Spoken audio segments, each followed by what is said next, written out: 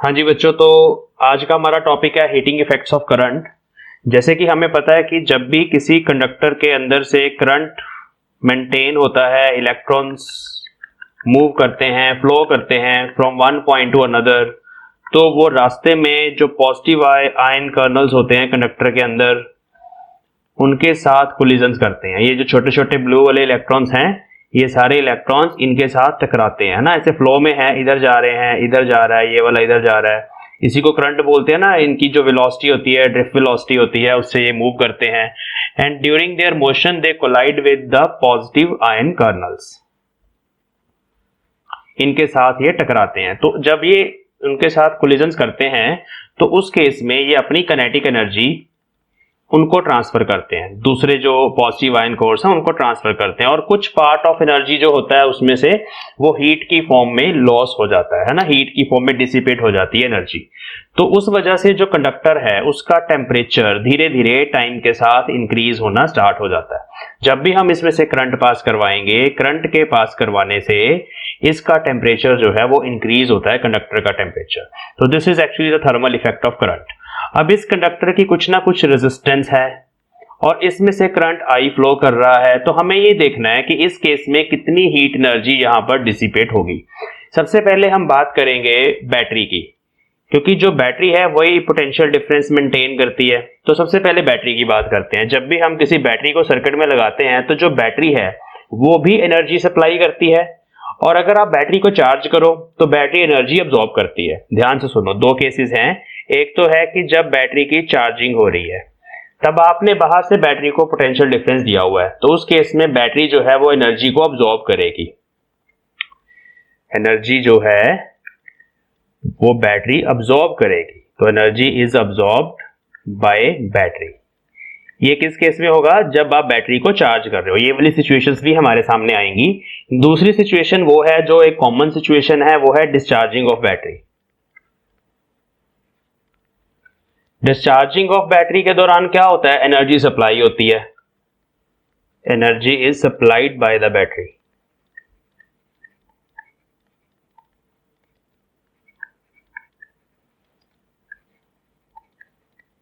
ठीक है जी।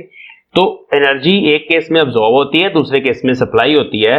अब एनर्जी और पावर की जो बेसिक रिलेशन है वो क्या होता है? अगर हम पावर की बात करें तो power is rate of supplying of energy, या रेट ऑफ डूइंग वर्क, या किस रेट पर एनर्जी हमारी कंज्यूम हो रही है या एनर्जी सप्लाई हो रही है, दैट इज कॉल्ड पावर। तो पावर भी दो तरह की होती है, पावर सप्लाइड, पावर अब्सॉर्ब। तो पावर अगर आप कैलकुलेट करना चाहते हो तो जो भी आपके पास एनर्जी है उसको हम जब टाइम से डिवाइड कर देते हैं, ठीक है, तो हमारे पास पावर आ जाती है। तो सबसे पहला हमारा जो टॉपिक है वो इसी से रिलेटेड है। हम सबसे पहले लिखने वाले हैं कि अगर हमारे पास एक बैटरी है तो what is the power supplied bye A battery.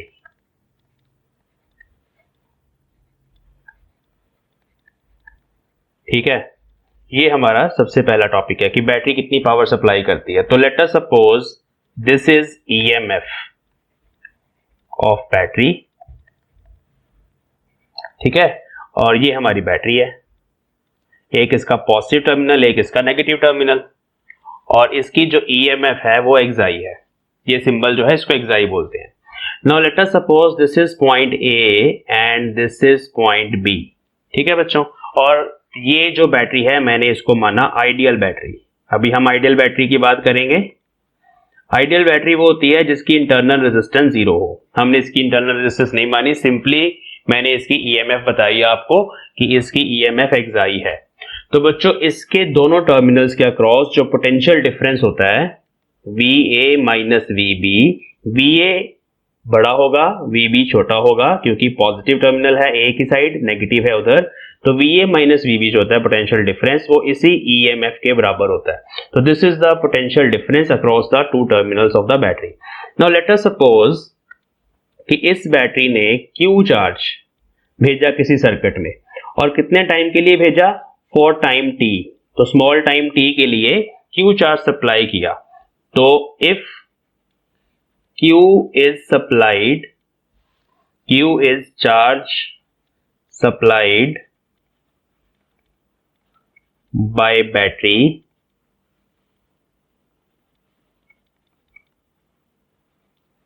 For the time t, तो t इंटरवल है टाइम का, उसमें q चार्ज सप्लाई किया तो कितना वर्क डन करेगी बैटरी? तो वर्क डन बाय बैटरी, क्या वर्क डन का फॉर्मूला होता है? Charge into potential difference. ये हमें इलेक्ट्रोस्टैटिक्स में से पता है कि अगर कोई भी चार्ज q आपने मूव करना है from one point two another point, b से a तक लेके जाना है, तो that charge into potential difference is the work done. तो ये हो गया। अब यहां पे हम q को पुट कर सकते हैं current into time, q is current into time, और Va माइनस Vb जो है उसको हम फ्रॉम इक्वेशन 1 एक्साई पुट कर देंगे। ये तो हमारे पास जो वर्क डन का फॉर्मूला आ गया वो आ गया xi times I times T, this is the work done. अब ये वर्क डन बैटरी ने किया किस काम को करने में? क्यू चार्ज को सप्लाई करने में। कितने टाइम के लिए? टी टाइम के लिए सप्लाई करने में इतना काम किया। ठीक है, इन टर्म्स ऑफ करंट भी लिख दिया मैंने, इन टर्म्स ऑफ चार्ज भी लिख दिया।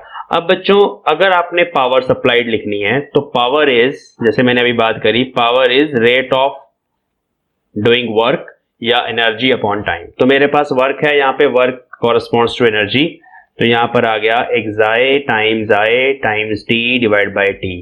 तो टी से टी कैंसिल हो जाएगा and this is xi times I. तो this is the answer for the power supplied by the battery. मैं यहां सप्लाइड वर्ड लिख देता हूं। ओके, तो कैसे निकालेंगे? अगर न्यूमेरिकल प्रॉब्लम में निकालना है तो सिंपल सी बात है, अगर मैंने आपको बोला कि 10 वोल्ट का सेल है और उसमें से 5 एम्पियर करंट निकल रहा है, कितना सेल है? 10 वोल्ट्स का, और कितना करंट वो दे रहा है सर्किट को? आउटर सर्किट की बात कर रहे हैं, इंटरनल रेजिस्टेंस नहीं मानी, सब कुछ मिल मिला के ये मुझे जो करंट दे रहा है, लेट अस सपोज 2 एम्पियर का करंट दे रहा है मुझे। ठीक है, और अगर आपसे पूछा जाए what is the power supplied by the battery, तो here answer will be 2 into 10। Voltage को करंट से मल्टीप्लाई करना है simply, and answer will be 20 watt. ठीक है, पावर का ऐसा यूनिट हमारे पास वॉट होता है, एनर्जी का यूनिट जाउल होता है, टाइम का सेकंड होता है, और जो 1 वॉट होता है दैट इज 1 जाउल पर सेकंड। ये बेसिक चीजें आपको पता है। तो this is what, late us right here 1 watt is 1 joule पर सेकंड। ये कन्वर्जन फैक्टर आप ध्यान में रखेंगे। तो this is the power supplied bye battery. Simple formula एक हमने सीखा कि वोल्टेज को करंट से मल्टीप्लाई कर दो, जो भी करंट बैटरी सप्लाई कर रही है दोनों को मल्टीप्लाई कर दो, you will get power supply. तो it is 20 watt in this case. हाँ जी, तो पावर सप्लाइड बाय बैटरी कौन सी प्रोसेस में होता है? ये डिस्चार्जिंग में होता है ना। बैटरी कब पावर सप्लाई करती है? जब वो डिस्चार्ज हो रही होती है। तो इस चीज का ध्यान रखना, जब हम इसको एक्सटर्नल सर्किट में लगाते हैं, जब पॉजिटिव से करंट बाहर आ रहा होता है, तब डिस्चार्जिंग प्रोसेस होती है। अभी हम देखेंगे कि चार्जिंग में क्या होता है, चार्जिंग में कैसे हमने निकलना है। चार्जिंग प्रोसेस में हमारे पास होगा पावर अब्सॉर्ब्ड। तो let us right power absorbed by the battery.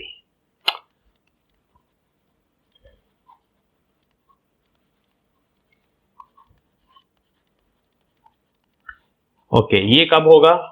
जैसे मैं बार बार बता रहा हूं आपको, ये होगा ड्यूरिंग चार्जिंग प्रोसेस, जब आप बैटरी को चार्ज कर रहे हो। तो बैटरी को चार्ज कैसे करते हैं? ये हमारे पास बैटरी है, एक पॉजिटिव एक नेगेटिव, ठीक है जी, और इसकी ईएमएफ एक्साई है फिर से हमारे पास। अब आपको ना करंट बैटरी को सप्लाई करना है। लास्ट केस में जो करंट था वो बैटरी दे रही थी हमें, तो पॉजिटिव से करंट बाहर आता था। इस केस में हमने इसको करंट देना है, तो पॉजिटिव के अंदर जाएगा current.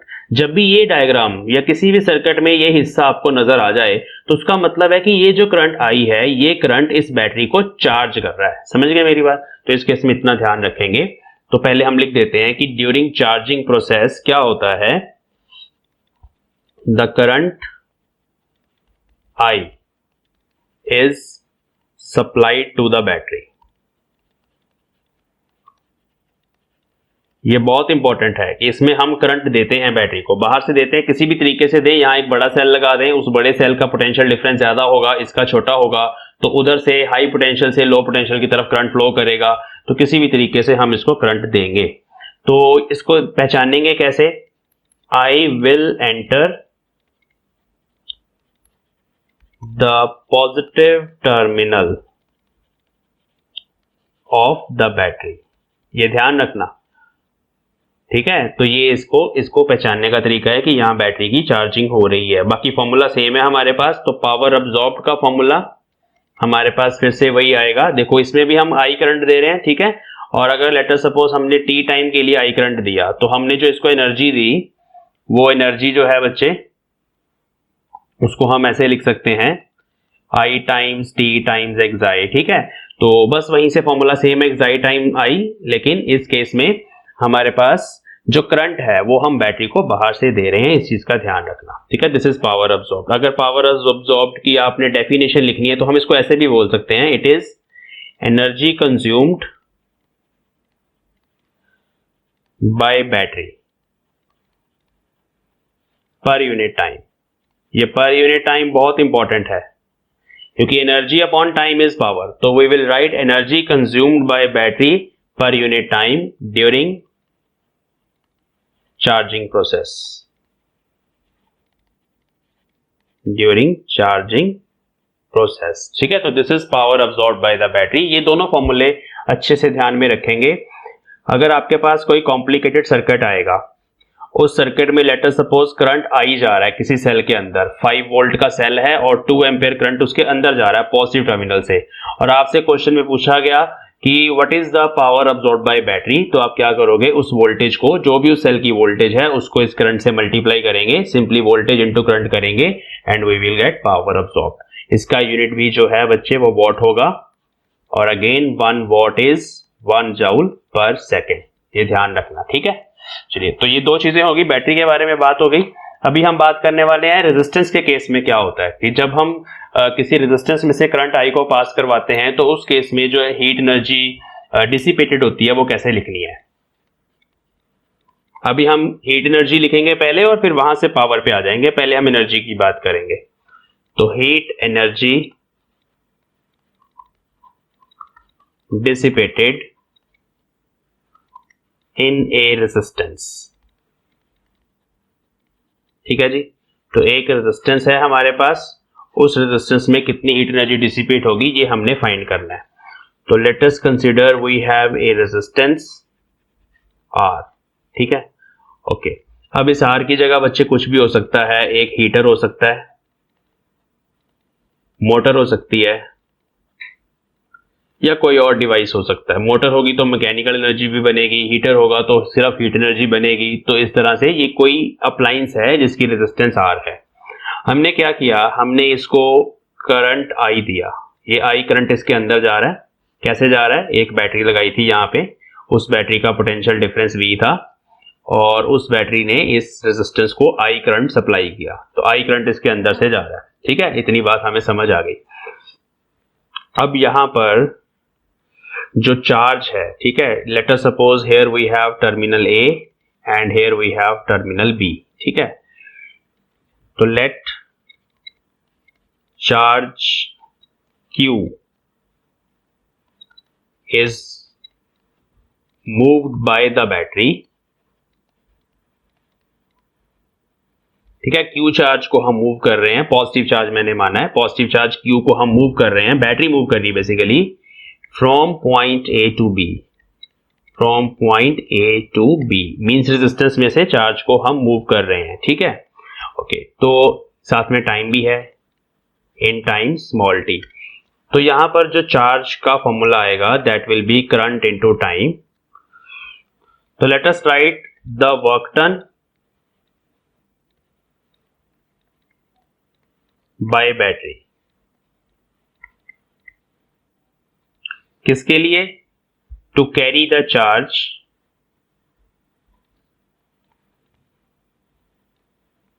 Q from A to B. तो this work done is again charge into potential difference, ठीक है। ये पोटेंशियल डिफरेंस यहाँ पे मैंने V बोला ना, तो पॉजिटिव यहाँ नेगेटिव यहाँ, तो वो पैरेलल में लगे हुए दोनों, तो इस रेजिस्टेंस के अक्रॉस भी पोटेंशियल डिफरेंस V रहेगा।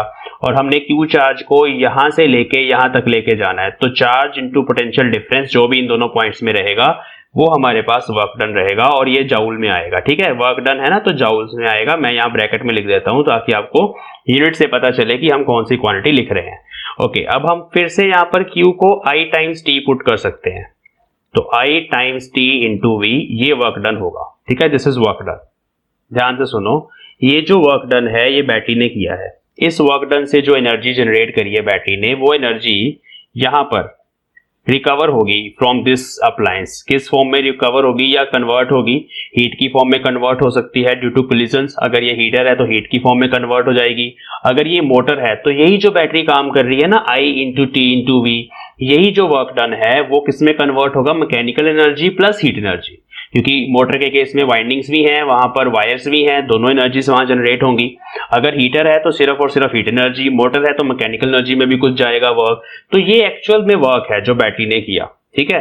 अब उस वर्क में से जो हीट एनर्जी रिकवर होगी वो कैसे होगी, अगर हम यहां पर रेजिस्टेंस मान लें कि यहां पर हमारे पास एक हीटर है, उसकी एक रेजिस्टेंस है, तो पहले एक लाइन लिखूंगा मैं, this W is recovered from the appliance, जो भी यहां पे लगा हुआ है उसमें से रिकवर किया जाता है ये वाला work in the form of some other energy, ठीक है। वो एनर्जी में हीट भी हो सकती है और या मैकेनिकल एनर्जी भी हो सकती है, डिवाइस पे डिपेंड करता है, ठीक है। Now if it is a heater, अगर ये हीटर हो ऑफ रेजिस्टेंस R, ठीक है, जैसे हमने R रेजिस्टेंस पहले ही मानी हुई है, तो फिर मींस ओम्स लॉ लगा देते हैं। I करंट हमें पता है इसमें से जा रहा है और R उसकी रेजिस्टेंस है, तो फिर वो जो पोटेंशियल डिफरेंस होगा वो I टाइम्स R होगा, ठीक है। ये कहां से आया, बाय ओम्स लॉ। ये जो ओम्स लॉ है हम मोटर पे भी लगा सकते हैं, ठीक है। मोटर के केस में भी जो वोल्टेज अक्रॉस इट्स टर्मिनल्स होती है वो I इंटू R ही होती है, ठीक है। तो this is the voltage across this resistance. इस V को हम यहां पे सब्स्टिट्यूट अगर कर दें तो हमारे पास आ जाएगा, मैं यहां पे कर रहा हूं, ठीक है, कलर चेंज कर लेते हैं ताकि आपको पता चल जाए। यहां पे कर रहा हूं मैं क्योंकि छोटा सा ही रह गया। तो W is equal to I T into I times R, ठीक है। तो ये बन गया I स्क्वायर RT। तो this is the work done by the battery, और यही जो वर्क डन है ये एनर्जी की फॉर्म में वहां पर रिट्रीव होता है। तो हम इसको H लिख देंगे, I स्क्वायर RT, ठीक है। तो इस फॉर्मूले पे अभी हम चलेंगे, इसको अच्छे से डिस्कस करते हैं कि कब इसको लगाना और कैसे लगाना है। This is the heat energy dissipated in the resistance capital R, heat energy dissipated in the resistance capital R। Late us right it. तो हीट एनर्जी का फॉर्मूला आ गया I स्क्वायर RT। ये कब लगाना है, अगर आपके पास कोई रेजिस्टेंस R है उसमें से करंट I पास कर रहा है तो आप ये लगा सकते हो I square RT where T is the time, ठीक है। अब अगर आपने यहां पर ओम्स लॉ यूज कर लिया और आप I को पुट कर दो V बाय R, है ना, फ्रॉम ओम्स लॉ, तो फिर ये बन जाएगा V square bye R square into R into T। तो ये दूसरा फॉर्मूला बन गया हीट एनर्जी का। दोबारा से लिख लेते हैं, V square bye R T, ये दूसरी रिलेशन आ गई। अलग अलग केसेस में अलग अलग रिलेशंस लगानी पड़ती हैं। ये फर्स्ट रिलेशन आ गई। एक और रिलेशन बनती है यहाँ पे, अगर हम R को पुट कर दें यहाँ पर V बाय I, इसी इक्वेशन में put R is equal to V by I in 1, तो क्या बनेगी relation, H is equal to I square V by I into T। तो ये कटा, तो ये बन गया V into Y into T। अब ये सारे ही फॉर्मूले इस रेजिस्टेंस के लिए हैं। ये फर्स्ट फॉर्मूला तब लगेगा जब आपको करंट और रेजिस्टेंस पता होगी। सेकंड फॉर्मूला तब लगेगा जब आपको रेजिस्टेंस पता होगी और इसके अक्रॉस कितना पोटेंशियल डिफरेंस है वो पता होगा, तब ये लगा देना। और थर्ड रिलेशन तब लग जाएगी जब आपको रेजिस्टेंस नहीं पता, आपको नहीं पता इसकी रेजिस्टेंस कितनी है, लेकिन आपको ये पता है कि इसके अक्रॉस जो पोटेंशियल डिफरेंस है वो V है, यहां पर भी लगेगी, ठीक है। वोल्टेज पता है आपको इसके अक्रॉस और आपको यहां पता है कि करंट कितना इसमें से जा रहा है, R की वैल्यू नहीं पता, तब आप ये लास्ट वाला फॉर्मूला भी लगा सकते हैं। T तो टाइम है जो सबके लिए कॉमन है। जब भी आप एनर्जी लिखेंगे तो T से मल्टीप्लाई करना पड़ेगा कितने टाइम के लिए आपने एनर्जी को यूज किया।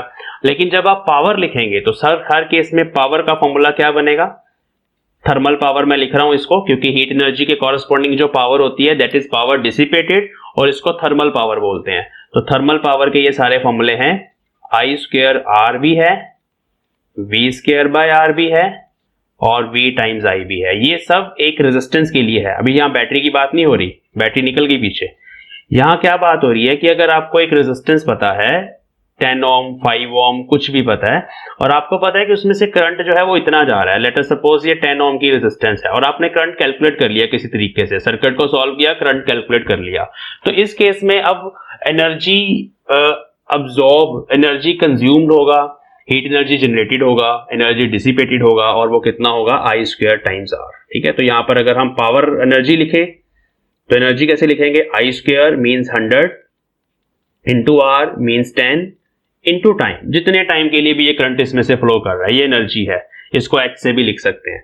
लेकिन अगर आपने पावर लिखनी है इस केस में, तो पावर कैसे आएगा, आई स्क्वायर 100 इंटू रेजिस्टेंस 10, ये वॉट में आएगा, और ये वाला जो आंसर आएगा जाउल में आएगा। तो ध्यान देना कि रेजिस्टेंस के केस में ये फॉर्मूले सारे एप्लीकेबल हैं। ठीक है, कौन सा कहां लगाना है ये अभी हम बात करेंगे जब हम न्यूमेरिकल्स करेंगे। तो what are the units of power and electrical energy, तो we have some important units, we have some important units of electrical energy, electrical energy and electrical power.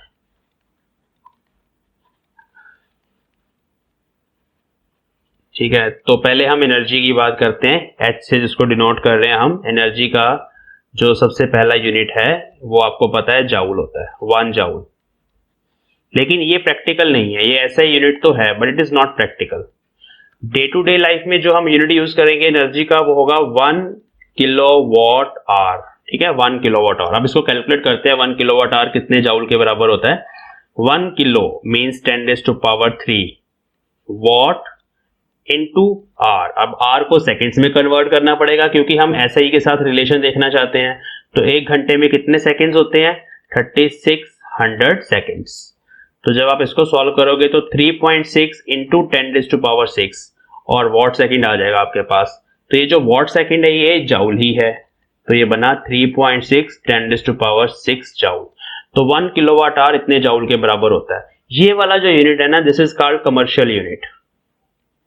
ये हमारे घरों में जो इलेक्ट्रिसिटी का बिल आता है वो इस यूनिट के अकॉर्डिंग आता है। आजकल एक यूनिट का जो रेट चल रहा है अराउंड 8.5 रुपीज चल रहा है इन पंजाब। मीन्स अगर आप 1 किलोवाट आवर एनर्जी कंज्यूम करते हो तो 8.5 रुपए आपको पे करने पड़ेंगे।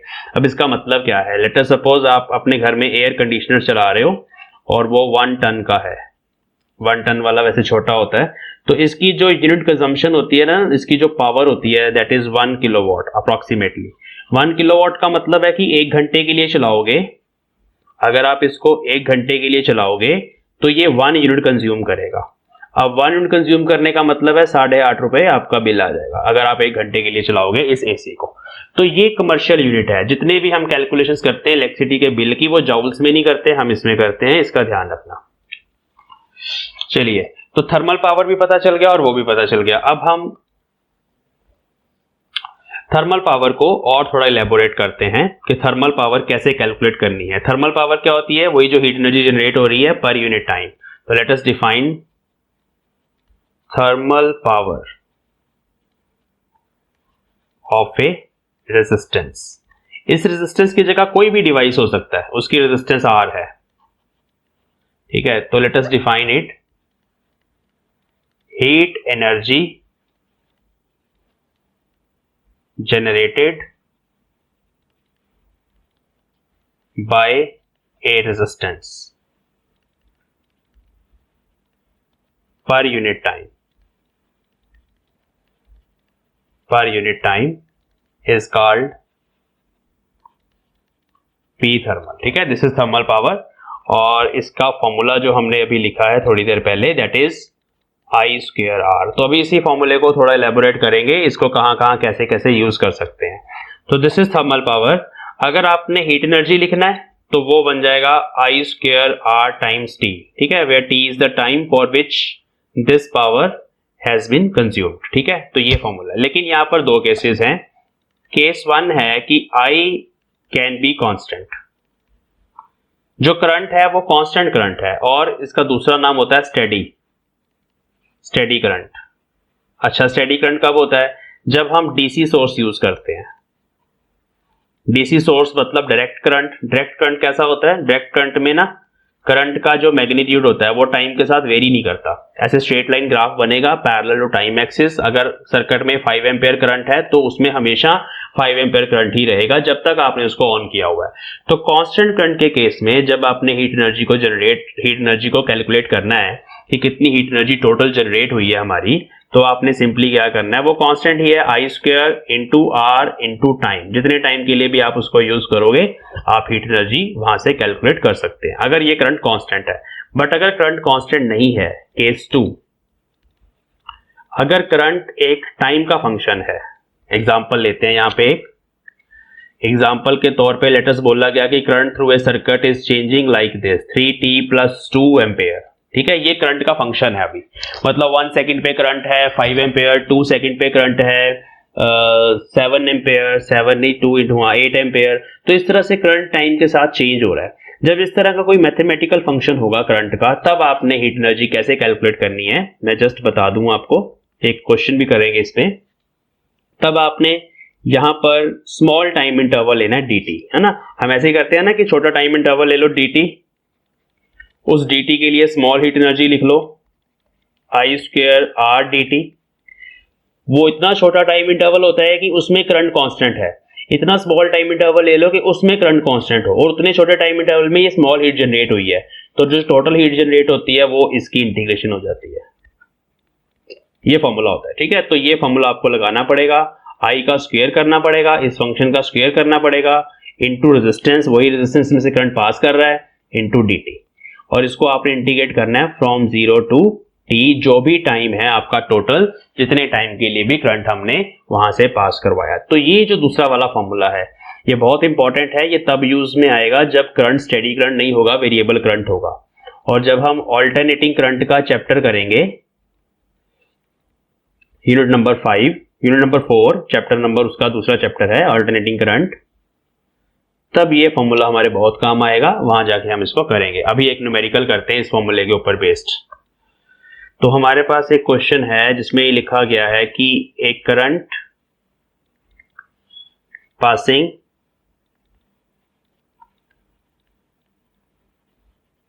Through a resistance capital R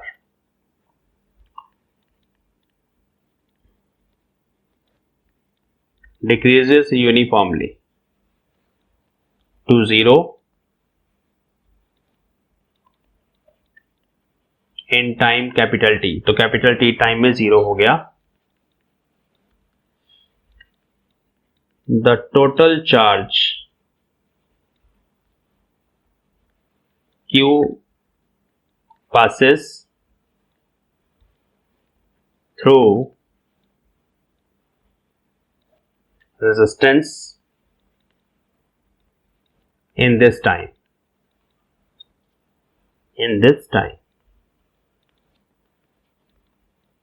find the heat energy produced। ठीक है, तो ये हमारे पास क्वेश्चन है। ओके, अभी हमें कोई मैथमेटिकल फंक्शन भी नहीं दिया गया, तो लेकिन एक स्टेटमेंट दी गई है, उसमें ये बोला गया है कि भाई करंट जो है वो यूनिफॉर्मली डिक्रीज हुआ है और कैपिटल टी टाइम में 0 हो गया। तो इस चीज को हम कैसे मैथमेटिकल फंक्शन में कन्वर्ट करते हैं, सबसे पहले ये सीखते हैं। तो एक हमारे पास ये करंट का एक्सिस ले लेते हैं, ये टाइम का एक्सिस ले लेते हैं, और let us suppose this is the initial current, इसको हम बोल देते हैं आई नॉट। ठीक है, आई नॉट था इनिशियल करंट। ठीक है, वो कह रहा है current passing through resistance decreases uniformly to 0। अब यूनिफॉर्मली वर्ड भी वहां लिखा गया है, इसका मतलब है जो ग्राफ बनेगा डिक्रीजिंग यूनिफॉर्मली स्ट्रेट लाइन बनेगा इस तरह का, और यहां पर जो टाइम होगा दैट इज कैपिटल टी। तो ये स्टेटमेंट के अकॉर्डिंग मेरे पास एक ग्राफ आया है जिसमें मेरे पास एक स्ट्रेट लाइन आई है। अब इस स्ट्रेट लाइन की अगर हम इक्वेशन लिख पाए तो हमें करंट का फंक्शन मिल जाएगा, ये करंट कैसे डिक्रीज हो रहा है हमें पता चल जाएगा। इसकी स्लोप लिखते हैं कितनी है, तो इसकी स्लोप देखो नेगेटिव है, एक तो नेगेटिव होनी चाहिए, तो मैं माइनस साइन लगा देता हूं। और स्लोप को कैलकुलेट कैसे करेंगे, this is perpendicular, this is base, तो आई नॉट बाई टी, तो this is the slope of this graph, ये हमें पता चल गया। Now using y is equal to mx plus c, y की जगह मेरे पास करंट है, स्लोप की जगह मेरे पास ये फैक्टर है I naught by T, x की जगह मेरे पास ये t टाइम चल रहा है प्लस c की जगह ये इंटरसेप्ट होता है, intercept on y axis, this is I not. तो ये मेरे पास एक मैथमेटिकल फंक्शन आ गया मेरे सामने, ठीक है। इसको थोड़ा और सिंप्लीफाई करके लिखते हैं, तो i is I naught common ले लेते हैं 1 minus T by capital T. तो ये एक मैथमेटिकल फंक्शन मैंने इस स्टेटमेंट को समझ के वहां से बनाया है कि अगर करंट कैपिटल टी टाइम में यूनिफॉर्मली डिक्रीज हो रहा है तो उसको मैथमेटिकली हम इस तरह से लिख पाएंगे। Now we have to calculate the heat produce. लेकिन देखो हमें इस क्वेश्चन में ना आई नॉट नहीं दिया गया कि ये मैक्सिमम करंट कितना है, वो मुझे नहीं पता। हमें ये बोला गया है कि टोटल चार्ज जो है वो क्यू सप्लाई हुआ है, ठीक है। तो पहले हमें चार्ज निकालना पड़ेगा। अब इस ग्राफ से चार्ज भी कैसे निकालें, देखो ये करंट वर्सेस टाइम ग्राफ है और जो चार्ज होता है that is current into time, ये सब बच्चों को पता है। मतलब ये वाला पैरामीटर और ये वाला पैरामीटर आपस में मल्टीप्लाई होंगे तो चार्ज आ जाएगा। अब ग्राफ में से जब भी ये दोनों पैरामीटर मल्टीप्लाई करने हो तो हम ये एरिया कैलकुलेट कर लेते हैं। तो ये वाला जो एरिया है बच्चे, ये मुझे चार्ज देगा, ये वाला एरिया, समझ गए। ये हमेशा ये ना बहुत बेसिक चीजें हैं, ये बहुत सारे क्वेश्चंस में आपके काम आने वाली है कि अगर यहाँ पर कोई पैरामीटर है और दूसरा पैरामीटर ये है, उन दोनों को मल्टीप्लाई करने से कोई चीज आपके पास आती है तो वो एरिया से निकलेगी, ठीक है। ओके, तो अभी ये एरिया हम कैसे फाइंड करेंगे। मेरे सामने एक सिंपल ट्रायंगल है, इसका एरिया मुझे फाइंड करना है। तो ट्रायंगल आपके सामने है, तो चार्ज अगर आप लिखना चाहते हैं टोटल चार्ज, तो that will be half base, base मतलब यहां से लेके यहां तक की वैल्यू जो कैपिटल टी है, और हाइट मतलब यहां से लेके ये वाली वैल्यू जो आई नॉट है। तो ये एक इक्वेशन मेरे पास आ गई जो मेरी हेल्प करेगी। इसको मैं इक्वेशन नंबर 2 मान लेता हूं, ये इक्वेशन नंबर 1 है।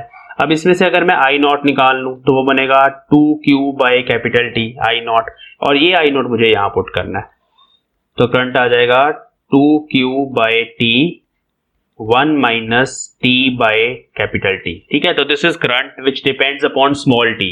मैंने बोला कि ये वेरिएबल करंट है, टाइम के साथ वेरी कर रहा है, ये मेरे पास फंक्शन आ गया उसका, ठीक है। अभी इस फॉर्मूले में हम इसको सब्स्टिट्यूट करेंगे। तो जब आपने हीट कैलकुलेट करनी है, H कैलकुलेट करना बच्चे, तो 0 टू T इसको आपको इंटीग्रेट करना पड़ेगा। तो आई स्क्वायर है, आई स्क्वायर मीन्स 4 हो जाएगा, Q स्क्वायर हो जाएगा, T का स्क्वायर हो जाएगा, और यहां पर भी 1 minus T by capital T का होल स्क्वायर हो जाएगा, साथ में R आ जाएगा, और साथ में स्मॉल t की जगह यहां dt आना फॉर्मूले में, तो यहां dt हो जाएगा, ठीक है। अब हम इसको इंटीग्रेट कर देंगे, इंटीग्रेट करना बहुत आसान है।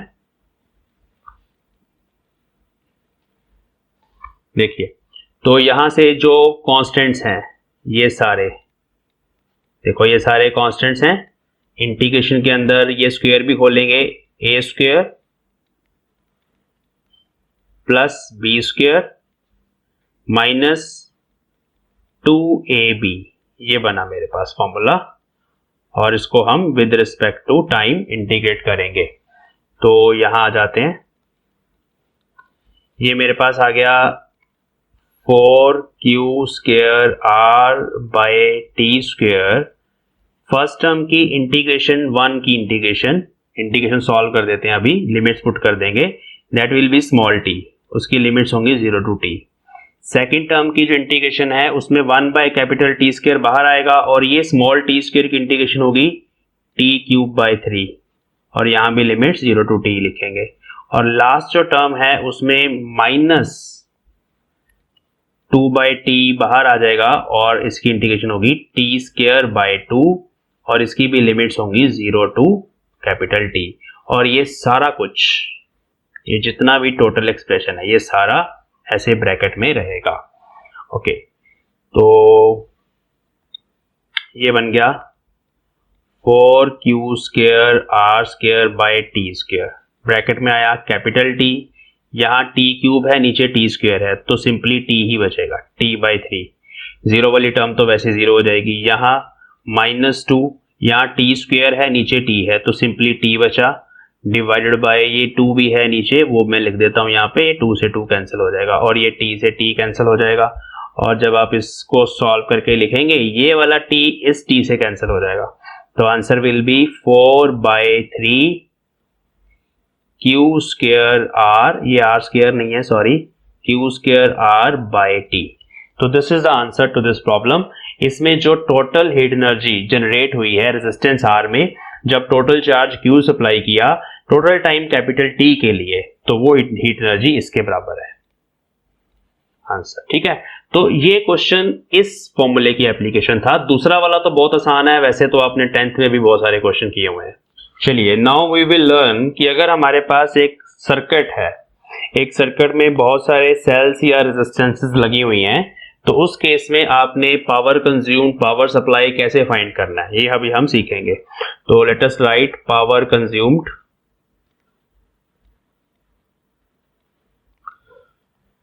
Bye A group of resistances.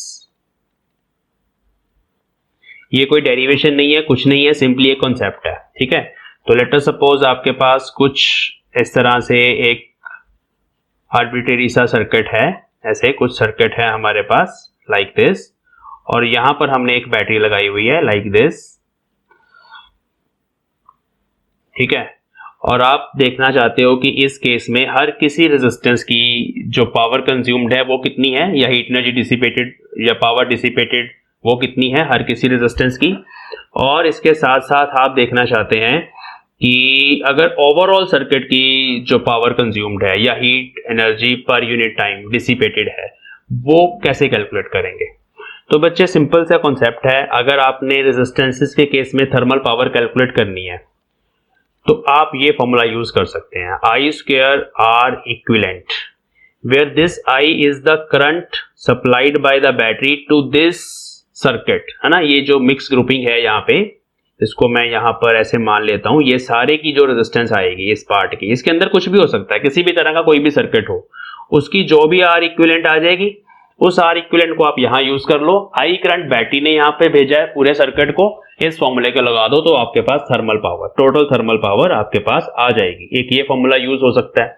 इसके अलावा आप एक और फॉर्मूला यूज कर सकते हो, अगर आपके पास टोटल वोल्टेज है बैटरी का, ये पोटेंशियल डिफरेंस जो V होगा वही इस कॉम्बिनेशन के अक्रॉस V होगा, तो आप ये भी लगा सकते हैं, V square by R equivalent, ये फॉर्मूला भी लगा सकते हैं। ठीक है, इस तरीके से आप यहां पर ये दोनों फॉर्मूले लगा के thermal power consumed by this circuit या जनरेटेड बाय दिस सर्किट आप निकाल सकते हैं। अगर आप अलग अलग रेजिस्टेंसेस की बात करें कि सर हर किसी का कैसे निकालेंगे, मान लो ये R1 है, ये R2 है, ये R3 है, ये R4 है, ये R5 है, और यहाँ पे सेल भी मैंने दो लगाए हुए हैं जानबूझ के, एक मान लेते हैं Xi1 है और दूसरा मान लेते हैं Xi2 है, कहीं पर भी लगे हो सकते हैं सर्किट में। ठीक है, तो इस केस में अगर आप सिंपली इस रेजिस्टेंस की बात करना चाहते हो कि इसमें से थर्मल पावर कितनी जनरेट हो रही है, तो यहां का करंट देख लो सिर्फ इसका अपना, तो P1 जो होगी इसकी थर्मल पावर जनरेटेड वो होगी I1 square R1, very very simple. ये वाला करंट इंटू ये वाली रेजिस्टेंस, मान लो ये वाला करंट जो है ओके ये भी I1 ही होगा वैसे, क्योंकि ये दोनों सीरीज में लगी हुई हैं, तो इस केस में जो P2 होगी वो भी होगी I1 स्क्वायर इंटू R2 इसकी पावर।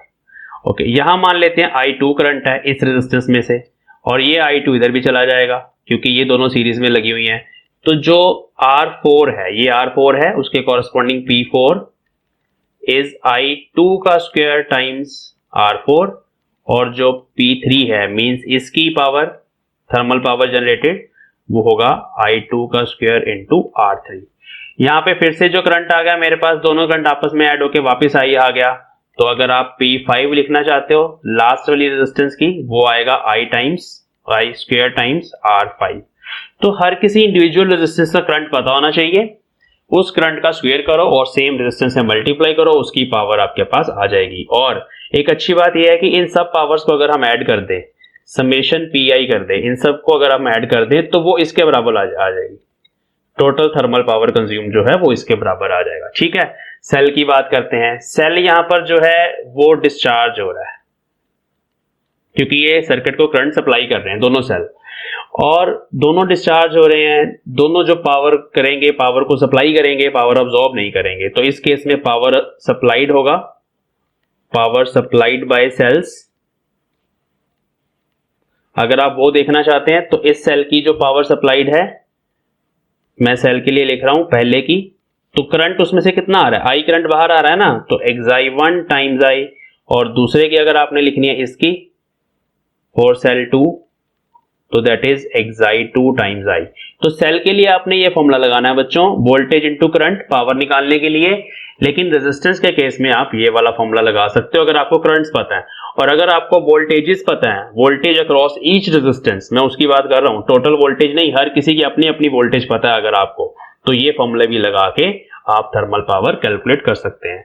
तो ये कॉन्सेप्ट है जो न्यूमेरिकल प्रॉब्लम्स में आपकी हेल्प कर सकता है। जब आपके पास किसी सर्किट में एक सिंपल सा सर्किट दे दिया सीरीज पैरेलल का, और पूछ लिया वहीं पे कि भाई इस रेजिस्टेंस ने कितनी पावर कंज्यूम करी है, तो सिंपली उस करंट से रेजिस्टेंस को मल्टीप्लाई कर दो, करंट का स्क्वायर कर देना।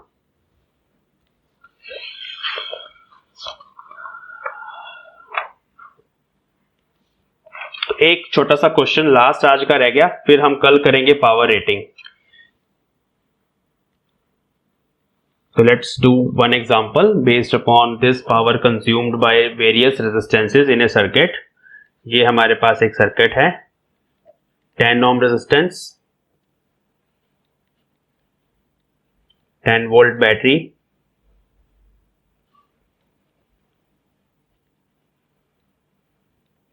5 ओम रेजिस्टेंस, ये एक और battery, this is 5 ohm resistance, और यहां इसको ऐसे कनेक्ट कर दिया। 20 वोल्ट का ये सेल है, यहां नेगेटिव है, यहां पॉजिटिव है, यहां इसका पॉजिटिव है, यहां नेगेटिव है, ठीक है। एंड द क्वेश्चन इज, तो लेट अस सपोज हमें ये सर्किट गिवन है और हमें यहां पे फाइंड करना है the power supplied bye 10 volt battery, power supplied bye 10 volt battery. एक ये हमें फाइंड करना है, यहां पे कितनी पावर ये सप्लाई कर रही है ये वाली बैटरी। और दूसरी चीज हमें बतानी है थर्मल पावर डिसिपेटेड इन 10 ओम रेजिस्टेंस। तो मैंने ये दो चीजें पूछी है, वैसे बहुत कुछ पूछा जा सकता है, इसमें कितनी थर्मल पावर डिसिपेट हो रही है, इसमें कितनी थर्मल पावर डिसिपेट हो रही है, ये बैटरी कितनी पावर सप्लाई कर रही है, तो वो सब चीजें पूछी जा सकती हैं, उसमें कोई प्रॉब्लम नहीं है। तो कैसे करेंगे इस क्वेश्चन को सॉल्व, किरचॉफ लॉ लगा देंगे। अगर आपको यहाँ पे करंट मिल जाए, यहाँ पे करंट मिल जाए, यहाँ करंट मिल जाए, तो आपका क्वेश्चन सॉल्व हो जाएगा। तो let us solve this question. हम मान लेते हैं कि बैटरी ने करंट I सप्लाई किया, इस बैटरी ने I1 करंट मान लेते हैं सप्लाई किया, उसमें से late us suppose I2 current इधर चला गया, और ये पहले डिलीट कर दूं मैं, रुको दोबारा करते हैं शुरू, मैंने एरो गलत लगा दिया। चलिए, तो इसको किरचॉफ लॉ से सॉल्व कर लेते हैं। किरचॉफ लॉ से सॉल्व करके अगर हमें करंट मिल जाएंगे हर किसी कंपोनेंट में, तो हम सब कुछ फाइंड कर सकते हैं। तो लेट अस सपोज इसने I1 करंट सप्लाई किया इस बैटरी ने, उसमें से I2 करंट इधर चला गया, और फिर इस तरफ आ जाएगा I1 माइनस I2, तो ये करंट इधर आ जाएगा। अभी हम KVL लगा देते हैं, एक लूप के लिए लगाएंगे, फिर दूसरी के लिए लगाएंगे। तो ये वाली जो लूप है इसके लिए KVL लगा देते हैं, और फिर इसके लिए देखो, यहां से शुरू हो रहा हूं मैं। पहले मेरे पास ऊपर गया, राइज आया, तो प्लस 10 आ गया राइज, फिर मैं इधर आ गया, करंट इधर नीचे की तरफ चल रहा है, ड्रॉप आया, तो -5I2 आ गया इक्वल टू 0। दो ही चीजें लगी हुई है यहाँ पे, तो -5I2 is equal to -10, minus minus कटा, I2 is equal to 10/5 means 2 ampere. तो I2 मुझे पता लग गया 2 एम्पेयर। अभी मुझे I1 निकालना है। I1 निकालने के लिए मुझे इसके लिए इक्वेशन लिखनी पड़ेगी, तो मैं यहां से शुरू हो रहा हूं इस पॉइंट से, और ऊपर चलने वाला हूं मैं, ठीक है। तो इसके लिए मैं लिख रहा हूं यहाँ पे इक्वेशन, देखिए ध्यान से, यहां तक गए, ड्रॉप आया मीन्स -20, फिर आगे चले गए, करंट को रेजिस्टेंस से मल्टीप्लाई करना है, करंट सामने से आ रहा है, राइज होगा। जब करंट सामने से आता है, राइज होता है, तो राइज को पॉजिटिव लिखना है, 10 टाइम्स I1 माइनस I2, ये आ गई दूसरी टर्म इसके कॉरेस्पॉन्डिंग। अब नीचे आए, पॉजिटिव से नेगेटिव ड्रॉप है, तो पॉजिटिव से नेगेटिव अगर हम ड्रॉप होगा तो -10 हो जाएगा, पॉजिटिव से नेगेटिव जा रहा हूं मैं, ऐसे चल रहा हूं, ठीक है। और यहां तक आए, अब इस ब्रांच में ये करंट देखो, ये वही करंट है जो इधर से आ रहा था, ये करंट I1 माइनस I2, इसमें भी वही होगा और इसमें भी वही होगा, I1 माइनस I2, ठीक है बच्चों। और मैं ऐसे चल रहा हूं, मीन्स मैं इधर से चल रहा हूं इधर, तो फिर करंट सामने से आ रहा है, तो ये राइज हो गया। राइज को आपने पॉजिटिव लिखना है 5 times I1 minus I2 equal to 0। तो I have 4 components here and I have 4 terms in this equation. ध्यान रखना 1 2 3 4 1 2 3 4। ओके, अब इसको सॉल्व करते हैं। ये बन गया -30, इन दोनों को ऐड कर देते हैं, प्लस 15 I1 माइनस I2 को 2 पुट कर देते हैं यहाँ पे इक्वल टू 0। ठीक है, ओके, तो ये बन गया 15 times I1 minus 2 is equal to 30। ये कटा इसके साथ 2 आ गया, तो I1 इज 2 प्लस 2 4 एम्पेयर। तो I1 करंट इज 4 एम्पेयर। ठीक है, यहां लिख देते हैं, पता तो चल ही गया 4 एम्पेयर। और I2 इज 2 एम्पेयर, यहां लिख देते हैं 2 एम्पेयर। तो 4 में से 2 एम्पेयर इधर चला गया, तो इधर कितना आ गया, इधर भी आ गया 2 एम्पेयर। अब मुझे सारे करंट पता लग गए, एक्चुअल डायरेक्शंस भी पता लग गई और करंट भी पता चल गए। इसमें से कोई भी आंसर नेगेटिव नहीं आया मेरे पास। ठीक है, I1 बड़ा है, I2 छोटा है, तो डायरेक्शंस भी मैंने बना दी। अब देखो इस सेल में से करंट निकल रहा है बच्चे, पॉजिटिव से करंट बाहर की तरफ आ रहा है, तो इसमें जो मेरे पास पावर आएगी वो पावर सप्लाइड आएगी। जब भी सेल के पॉजिटिव से करंट बाहर आए तो पावर सप्लाइड होगी बाय सेल। कितनी होगी, इस सेल की वोल्टेज इनटू करंट। इस सेल की वोल्टेज 10, करंट 4, मल्टीप्लाई किया 40 वॉट। ठीक है, तो इस सेल ने 40 वॉट पावर सप्लाई करी है। 10 ओम रेजिस्टेंस के अक्रॉस कितनी थर्मल पावर जनरेट हो रही है, तो thermal power across 10 ohm I square R, I is 2, उसका स्क्वायर किया 4 इंटू आर अगेन 10, 40 वॉट। तो 40 वॉट यहां पे थर्मल पावर कंज्यूम हो रही है। अच्छा इस सेल ने कितनी पावर जो है यहां पर सप्लाई करी है, अगर वो फाइंड करनी है तो फिर से हमने क्या करना है, 2 इंटू 20 40 वॉट। 40 वॉट यहां पे सप्लाई हो रही है। ठीक है, ओके, यहां पर कितनी कंज्यूम हो रही है, I स्क्वायर, 2 का स्क्वायर 4 किया, 4 इंटू 5 20 वॉट। यहाँ पे 20 वॉट पावर जो है वो डिसिपेट हो रही है in the form of heat. यहाँ पर भी 20 वॉट हो रही है। सारी पावर्स लिख लेते हैं, कलर चेंज करते हैं, सारी पावर्स लिख लेते हैं। तो यहां पर जो पावर आई है दैट इज 2 का स्क्वायर 4 इंटू 5 20 वॉट। यहां पर जो पावर आई है 2 का स्क्वायर, इसको P5 लिख देते हैं, इसको भी P5 लिख देते हैं, 20 वॉट। यहां पे जो पावर आई है इसके across that is 40 what. Okay, यहां पे जो पावर सप्लाई करी है, पावर सप्लाइड, वो है 40 वॉट। इसने जितनी पावर सप्लाई करी है वो भी कितनी है, 40 वॉट। टोटल पावर कितनी सप्लाई हुई है, 40 प्लस 40 80, और टोटल पावर डिसिपेट कितनी हो रही है, 80। तो इस तरह से क्वेश्चन को आपने सॉल्व करना है। ठीक है, किरचॉफ लॉ तो आपको आते हैं लगाने, उसको यूज करके हर किसी कंपोनेंट के अक्रॉस करंट निकाल लो, उसमें से कितना जा रहा है, वोल्टेज निकाल लो। बस बाकी 2 बेसिक फॉर्मूले आज हमने सीखे हैं, उनको यूज करो और आपके पास आ जाएगा हर किसी कंपोनेंट का पावर डिसिपेटेड। अगर रेजिस्टेंस होगी तो पावर डिसिपेटेड होगा in the form of heat, उसको थर्मल पावर भी बोलते हैं। अगर सेल होगा तो 2 केस हो सकते हैं, अगर करंट सेल के अंदर जा रहा है तो पावर अब्सॉर्ब्ड होगा, और अगर करंट सेल से बाहर आ रहा है पॉजिटिव टर्मिनल से तो उस केस में पावर सप्लाइड होगा। अगर एक रेजिस्टेंस है, करंट I है, R है, वोल्टेज इसके अक्रॉस V है, तो इसको थर्मल पावर बोलेंगे, जो होगा I square R, V square bye R, V times I। ये तीनों फॉर्मूले इसके थर्मल पावर के हैं रेजिस्टेंस के केस में। अगर सेल है, करंट बाहर आ रहा है, EMF XI है, तो पावर यहां पर सप्लाइड होगी, करंट पॉजिटिव से बाहर आ रहा है और वो supplied power XI times I होगा। और अगर सेम केस में पॉजिटिव से करंट अंदर जा रहा है तो इसमें सेल चार्ज हो रहा है, सेल चार्ज हो रहा है तो मतलब पावर को अब्सॉर्ब कर रहा है, तो power absorb XI times I होगा। ये बस 3-4 फॉर्मूले अच्छे से रिवाइज कर लो और इसके सारे क्वेश्चन हो जाएंगे।